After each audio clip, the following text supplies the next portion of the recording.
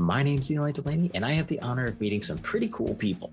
These are the entrepreneurs, the artists, the creatives, the game changers that are making a positive impact in the people that they meet.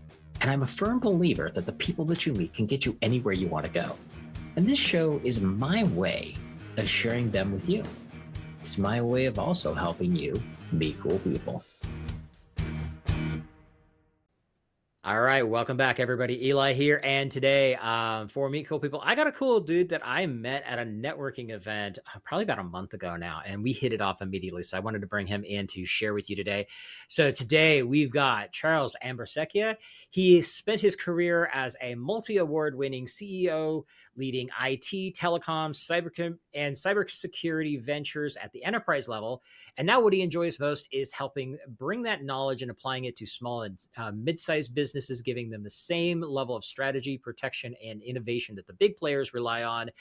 And in 2023, he relocated from the Northwest to Texas, and he spends a decent amount of his time mentoring entrepreneurs on topics like your ultra-focused mind, which obviously anybody who knows me knows I love that kind of stuff. So with that said, Charles, thanks for coming and hanging out today, my friend.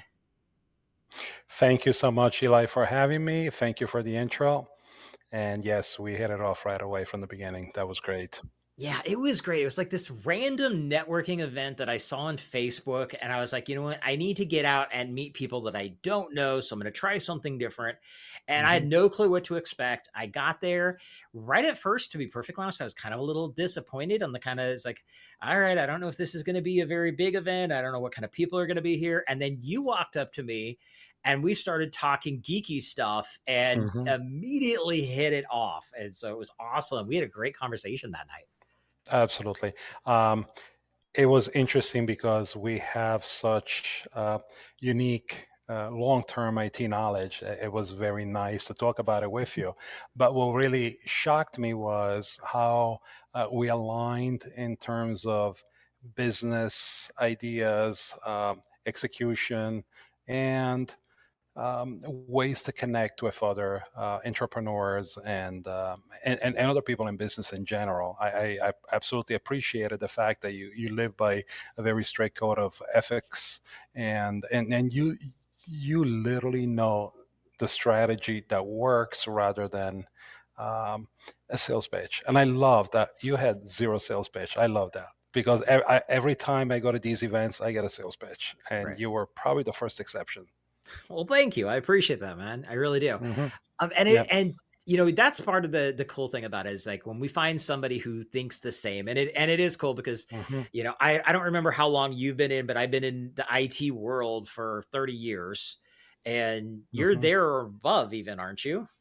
I started in there in 1990. Technically speaking, in business since 1994. Okay. I started playing with computer networking since the era of the XT8088s, and before that, I programmed on my Commodore 64. So I've been Yep. a geek my whole life, technically, since 8 years old. I love it. That's, you know, it's Yeah, so funny. And that's where you and I hit it off because we were talking yeah, about that. We were talking yeah, about old school tech stuff, and especially like yeah, Commodore 64 was my first computer. yeah, yeah, And so, yeah, we had a good time with it. yeah. And I appreciate all the kind words. I really do. So, Mhm. so give everybody a little bit more your background of like what exactly it is. How do you help your clients? So, um, being that I am a certified geek by many people, I love technology. I love what technology can do. I understand that cutting edge technology is often expensive. And when it's cutting edge, there is a relatively small number of experts that can actually implement it in a way that it works. On top of that, technology, in my opinion, has to not only work, but it has to be tailored to the unique needs of a business in such a way that it brings them either a business advantage or somehow it has to resolve or optimize a process to the point where there is a reasonable expectation that the ROI will make it worth it. Often I see technology being deployed for the sake of having the latest and greatest when it honestly does not help any business. It becomes an unnecessary expense or headache, and sometimes it turns into a liability. Small businesses tend to read a lot and just believe in a lot of the sales pitches, and it's less experienced advice, and they'll start implementing technology as they see fit based on fragmented bits of reviews here and there, and they turn out with it turns out that they have a big headache on their hand. So I love the fact that having the knowledge of the enterprise side, where the expectations are extremely high, clearly when we work with companies like Amazon or Synchrony Bank, GE Capital, et cetera, basically, where if they spend $2 million, they expect it to provide them a sizable return on that investment, and there is really no room for error. There is no there's clear expectations meeting timelines and of course budgets. It's super structured. That mentality is not common in small and medium sized businesses, and it can cost medium and small sized businesses quite a bit of money, and waste of time. Something that small and medium sized businesses are faced with is usually a shortage of cash, and obviously they don't have a lot of time to take off and perform. So I love the idea that I can bring the knowledge and the experience from having done it in a very fast-paced, extremely high-pressure environment, bringing that down to businesses that can most benefit from it, and doing so at a price level that they can afford. So it's technically we bring a full suite of technology solutions that are usually out of reach for them, within reach and deployed pretty much with white glove service, hands off. So bring us the problem. We will present you a few solutions, pick one. We'll help you make an informed decision, of course, and we will deploy it. And once that's in place, we will be there around the clock to make sure that it performs as you expected, as we promised, and we will be there to make any tweaks necessary if your needs change or if your expectations change. And I think that's something that, having been a serial entrepreneur for so many years, it's nice to have a technology partner versus a technology vendor. And that's how we try to approach most of our engagements. We want to partner with our client. We do not want to sell to our client. And that's literally probably our unique proposition. And on top of that, we wanted to be ultra focused. We don't want to be the we do everything for everybody, because unfortunately we will never be great at any of them, and the resources necessary to do that are just incredibly difficult to assemble, maintain, monitor. So it's just not going to work for anyone. Right. Now, I love that. You unpacked a lot of stuff right there that I want to touch on because, Sure. um, one thing, I just had a conversation yesterday about how small businesses, especially in small businesses, yes, we are bootstrapped. We're trying to, save cost as much as possible, but how often that time, sometimes it's money, but sometimes it's also time, the time that you spend trying to figure it out on your own ends up costing you massively more than it would have if you had just brought a professional in. And I like your approach to it because, I just had this situation where somebody tried to they literally ended up spending 2 hours fighting with something that they broke in their in this stuff, this project that I'm working on with them now. And they finally gave up after 2 hours and emailed me and said, "Can you help? I'm stuck." And it took me about 10 minutes to find the problem, assess it, and fix the problem. Correct. And we do this to ourselves when we are starting out. We always have that thing of, well, I can't afford to hire an IT company. I have to just go to Best Buy and buy whatever is going to work because that's a cheaper way. But you brought up a couple of big things of, you look at it like a partnership and look at the strategy behind everything. What do you really need? And I like that approach because it's kind of the same thing that I do. And this is another reason why you and I gel so much, is that it's about finding the right solution, not the most expensive solution. Hmm. And so it's like, hey, wait a minute. You don't necessarily need all that stuff over there. We Hmm. could actually do it this way. It'll work better for you and it's going to save you some money at the same time. It's I like the fact that you're the person that's going to come in and you're going to tell them what is the best solution as opposed Hmm. to what's going to make you the most commissions. Correct, absolutely. It happens actually very, very often. You literally described the typical scenario for a small business. Um, there is something that I've learned very early on, and that's and I hate to bring this down to the money point, but realistically, is how much is your time worth? Mm-hmm. And that is something that a lot of people struggle really quantifying. In reality, if I spend 2 hours fixing an IT problem, let's say, and my job is, for example, in marketing, that's 2 hours away from a paid project, Right. which probably has a value of whatever it is, their hourly rate times the 2 hours versus 15 minutes, 20 minutes, even an hour of an IT person, which is probably going to be less. So at the end of the day, I'm going to spend a little bit of money. So in the meantime, I can make more money. So Mm-hmm. it's an allocation of time and resources that it's a little difficult at the beginning. As you pointed out, there is this mindset of, okay, let me not spend anything. Let me try to fix everything on my own. We have all done that at the beginning. Then we all realize that unfortunately it costs us money to do that. So Right. not only do we lose opportunities, but we dedicate time to something that sidetracks us and doesn't allow us to stay focused on really what we want to achieve. Yeah. Um, so that's a very important consideration. And and of course we approach it as the unique thing I think about our approach also is there is a business mindset behind every solution. So when we walk in, we want to know what you want to achieve.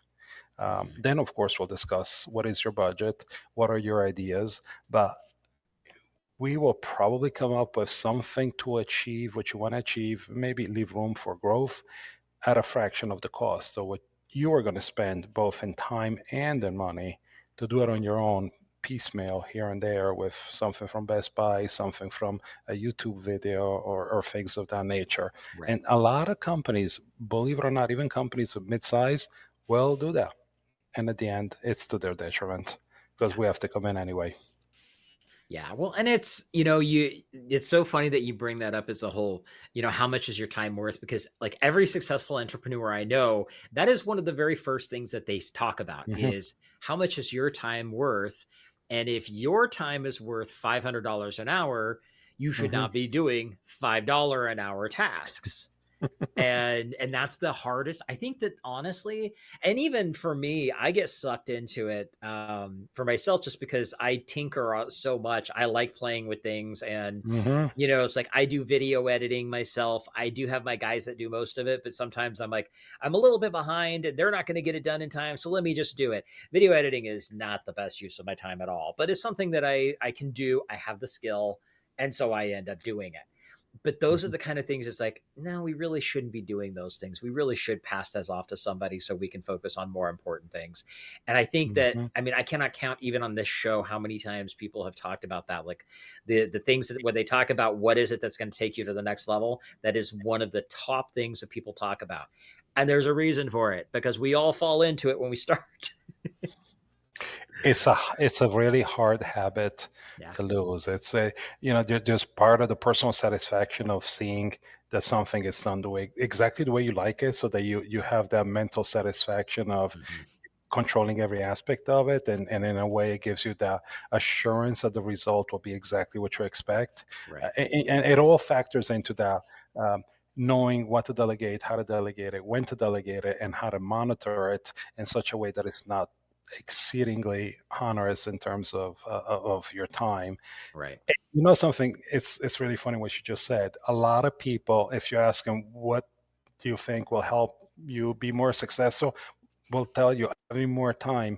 Well, that unfortunately will never change. It's 24 hours a day. That will never change. So at Yep. the end of the day is how do you squeeze more productivity out of the time that you have, and Right. that's one of the things. There are times, granted, I mean, my wife will tell you that uh, cutting the grass in the middle of a workday is probably not the best use of my time, but sometimes that's a mental relaxation I need too. Hmm. You know what I mean? Yeah. And clearly that goes against what I just said. But sometimes you need it. I get it, but you can't make it a habit. And Right. just like you, if there's a new tech toy that comes in, I have to tinker with it, and then it's you really lose track of time completely when you get into something like that. I can look at it, it's like, oh, it's 3 hours later. Wow, I'm playing Hmm. with something that's wasting my client's time technically, because I could be using it to To be help more them. productive for them, correct, Yeah. instead of delegating that. But and then it's a delicate balance that Mhm. every individual has to figure out on their own over time. Yeah, I love that, and you brought up something really important with that. You said about like going in and mowing the lawn in the middle of the Mm, day for you, it's relaxing, yep. and I always tell people it's like, yes, these are the things. Like for me, yard work is not relaxing. It is something I do not enjoy in any way, shape, or form. So Hmm. that is the first thing I'm going to outsource. I mean, for me Hmm. right now, I'm in a rental, so they take care of it. Awesome, good for them. But for some people, it's like they enjoy that. And I think that is important to notice, like pay attention to it is this something that's relaxing and you can use it as a Hmm. way to refresh for a bit? Yep. If that is the case, like you said, it's okay as long as you don't let it take over everything because you do Absolutely. have more important things to do. But it Hmm. is okay to do those things if it helps you relax or helps you like refresh your brain or whatever you need to do. There's Exactly. nothing wrong with that. It's just a matter of don't be using that as an excuse not to do the work you really should be doing. Absolutely, that's exactly the point. You can it's a little mental break after all, Hmm. with something that does not require the same high level thinking of what one needs to do for their job. Right.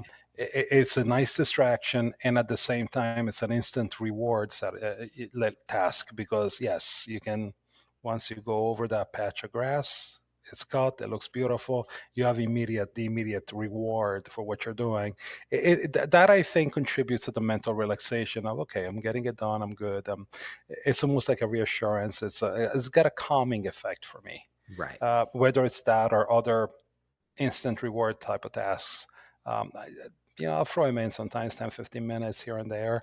Hmm. But as you said, it's something that you should do literally only when you're in a high stress time, so that you don't just get burned out into thinking over and over and over at what you're doing. Sometimes refreshing your mind a minute and coming back 15, 20, 30 minutes later, you'll have a different perspective, and you're actually going to perform better. Again, it goes Hmm. back to, it increases productivity at the end of the day. Right. Maybe not for those 15, 20, 30 minutes, but at the end of the day, it's going to catch up afterwards. You're going to be ahead Right. of the game, basically. Right. No, absolutely. I totally love that. So, as somebody who's been in business for as long as you have, and you have scaled to amazing levels with it, Mm-hmm. what would you say is one of the biggest things that people need to think about early on when they're at that small level stage to grow to scale?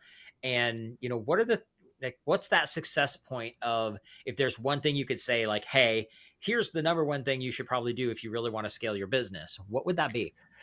So, what I tell everybody, because that comes up often, is if you don't create a plan and a system before you open your doors or before you even try to grow, you're planning to fail, guaranteed.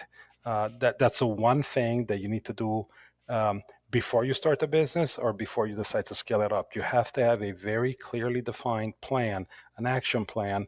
Drill down, make it as granular as it needs to be, but keep track of it. Um, Tag all the dependencies that are important for each one of those tasks. Um, Focus on the plan and the execution. Don't get sidetracked. Stay super focused on that plan. Distraction will come every day. You know, that plan may include, for example, changing banks, just a minor thing. You know, again, allocate a reasonable amount of time to doing your research, make a decision, and go on. Don't start having lunch and dinners with every person from every bank, and listen to everything else that is not strictly related to where you're going with your plan, because you're wasting time, and time is money. And the longer you wait to put it in place, the more your competitor is going to be ahead of you. So again, you have to follow that plan um, to the T. Yes, the plan can be tweaked here and there, but do not start doing things without a plan. Do not get distracted and start 10 tasks at the same time and not track any of them. Again, planning. That's what I've learned over the past several businesses, and I've made those mistakes myself. And I just started a new venture, and clearly we didn't even wanted to launch the website until everything down to the bank, the credit card processor, every policy, dress policy, uh, company attire, logo shirts, everything was in place before we even launched the website. And that was by design. And it worked out very well because we have had little to no surprises. We knew what to expect, we knew how to handle it. Everybody was prepared for that. That is key, in my opinion, for expansion as well as for a startup. Awesome. I love it. And you talk about that. I want to play devil's advocate for just a second. Do you think that, because I see this on the other side, I'm a big planner too. I think you Mm-hmm. should write it out. What do you want to have happen? What are the results? I'm a big one of the, begin with the end in mind and then reverse Yes, engineer it. Right.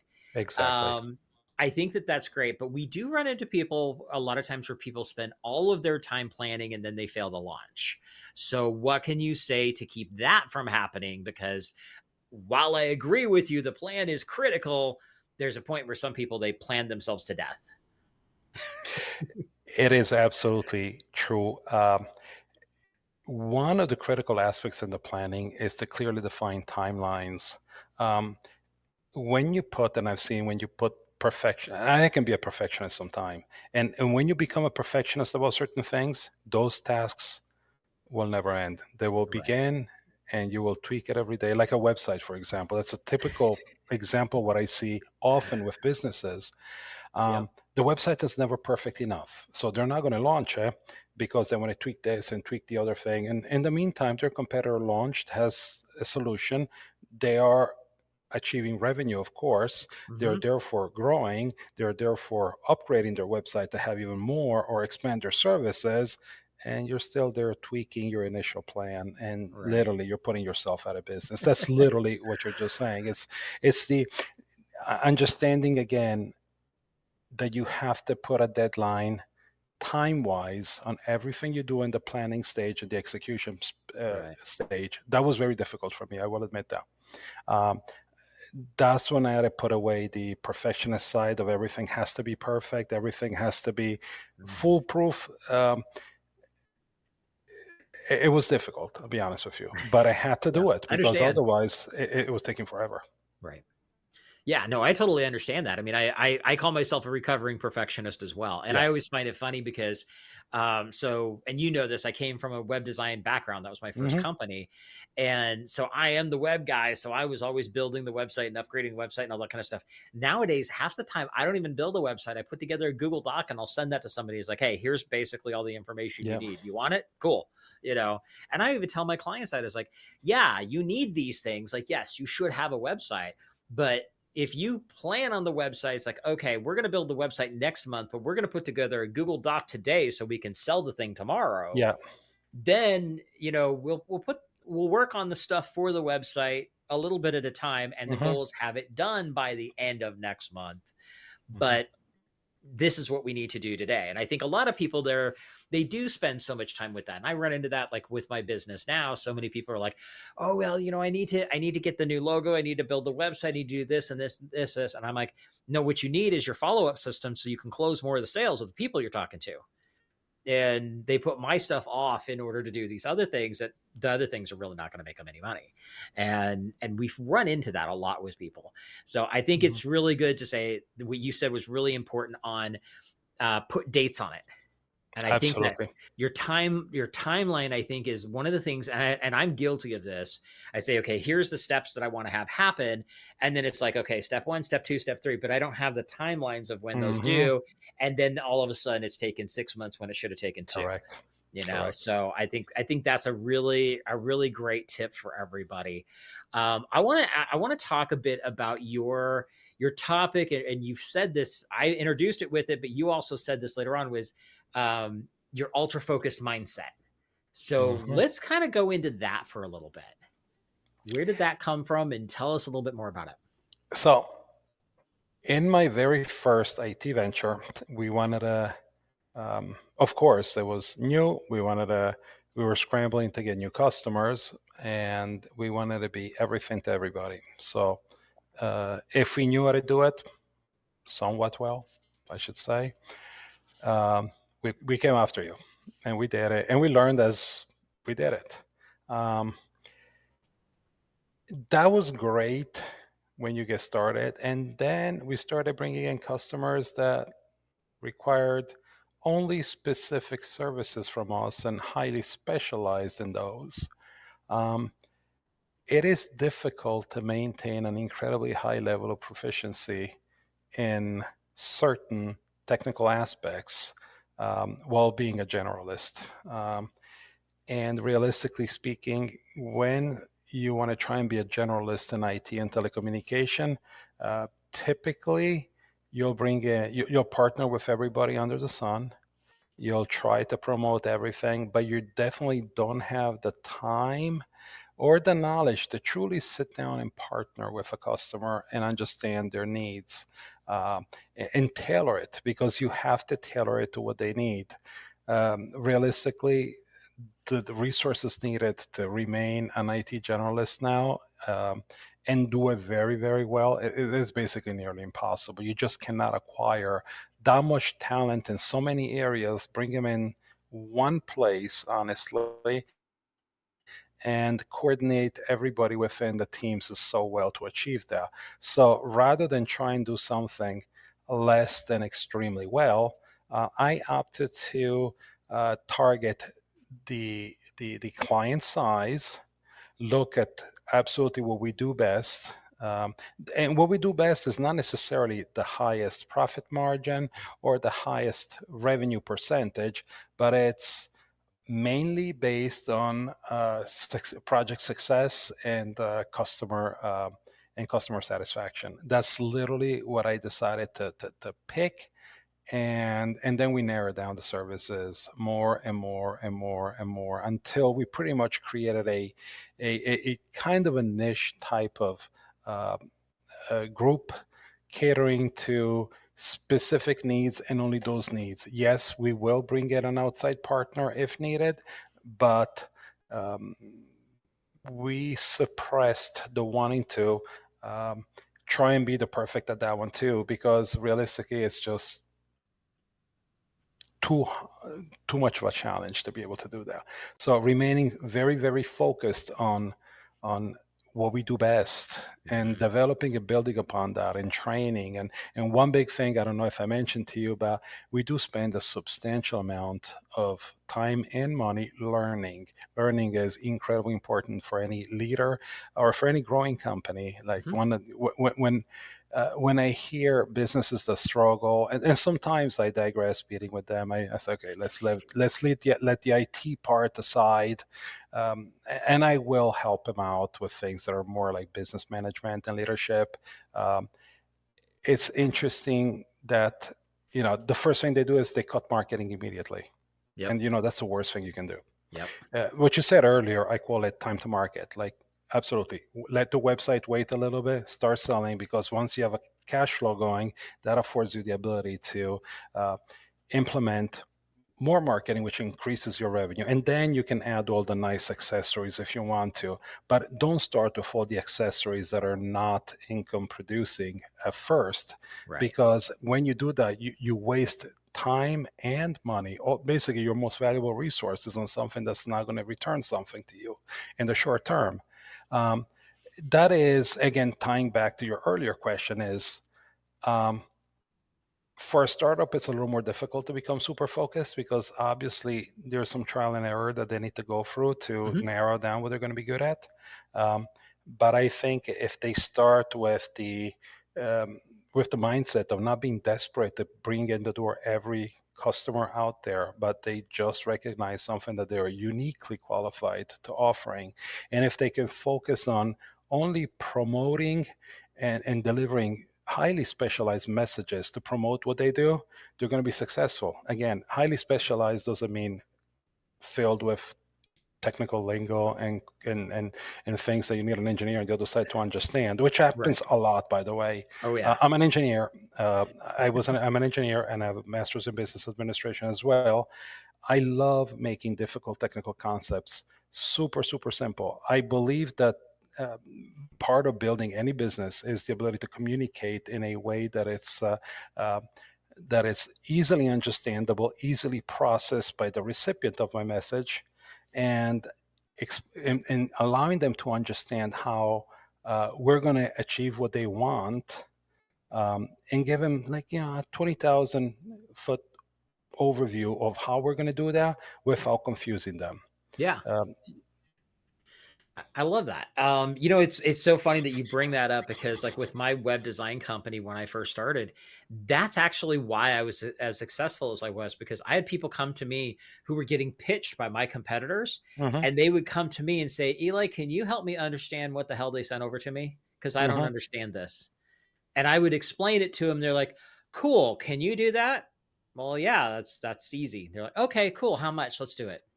Yeah, I mean, mhm, yeah, because you and I both come from this same, tech industry, so we used to call it geek speak. mhm, And it's like, how do you translate geek speak into common language?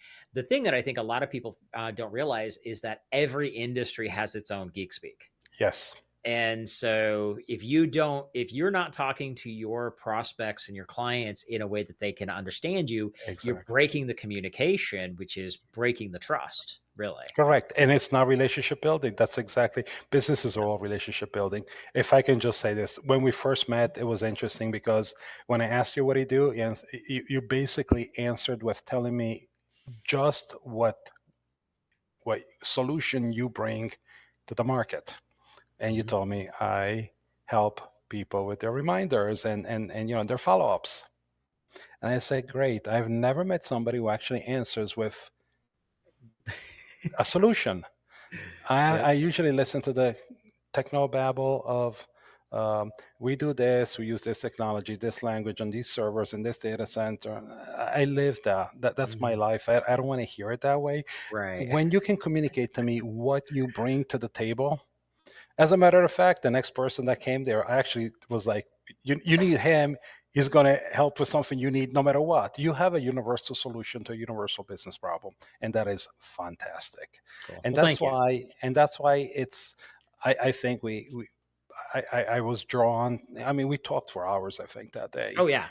I loved the fact that you understand um, that you sell a solution. Most people sell what they do, They not a sell solution. You know products. what they sell a product or a Mhm. service. They sell something that they have on the shelf. Let's say Right. Yeah. you and we discussed this, and this ties to the original discussion. We both have this mindset that when there is an issue, we like to go to the root. We don't like to put a band-aid on it. We don't want to put a temporary solution. We don't like to put anything short term. So once we get to the root of the issue, then we develop a solution in different ways. I mean, we're slightly different fields in a way, Mhm. but at the end of the day, the process is the same, and it applies to everybody, technically speaking. Um, Even if we want to open an ice cream shop, the first problems we're going to look at is how do we increase, shelf life, how do we preserve the product for the longest possible time, and those are the first things you need to have in place. That people, I mean, we're all too busy, and sometimes we just fail to follow up. And when Mhm. we fail to follow up is when we fail to convert clients. uh, when we fail to follow up is when we break the trust. When we fail to follow up is it has so many negative connotations in relationship building. So you literally address probably one of the root causes to break down in business relationships. And I love the fact that you didn't beat around the bush. You're very direct about it. And Hey, I was like, great, I like that idea. And then of course we got into the techno discussion of how you go about it. And I love the fact that you believe in not harassing anybody. Yeah. And you literally put yourself into the recipient's shoes. And Hmm. that goes an incredibly long way in making sure that, and we do the same exact thing. What would I want if I was my customer? Right. No, I And love and that. And and it should be for every business. yeah, thank you. First off, thank you for saying all the Yeah. wonderful words. Just so everybody knows, I did not pay him to say that. Nope. Uh, I'll but be looking for the commission check next week, all though. right, No, yeah, I'm yeah. kidding. But you brought it. You just ended it with something very important. I was about to ask you if you had one last thing to share, but honestly, I think you Mm, just did a I great job did. of it. Is every business should be based on put yourself in your customer's shoes.